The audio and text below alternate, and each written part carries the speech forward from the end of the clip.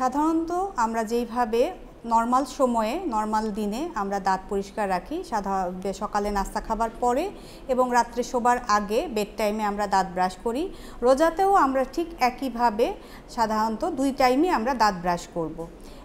তখন শুধু সময়ের পরিবর্তন হবে। সেই সময়ের পরিবর্তনটা কখন হবে? যেটা আমরা সকালবেলা নাস্তা খাওয়ার পরে করতাম, যে দাঁত ব্রাশটা, আমরা সেই দাঁত ব্রাশটা করব সেহরি খাবার পরে, অর্থাৎ ফজরের নামাজের আগে আমরা দাঁত ব্রাশটা করে ফেলব।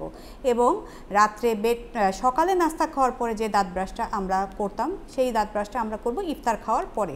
কেন করব? কারণ এই দীর্ঘ সময়ের মধ্যে আমরা কোনো খাওয়া দাওয়া যেহেতু করছি না, এবং ইফতারের পরে এবং সেহরি খাওয়া সময় পর্যন্ত একটা দীর্ঘ সময় দাঁত পরিষ্কার না করার একটা সময়ের ব্যবধান হয়ে যাবে।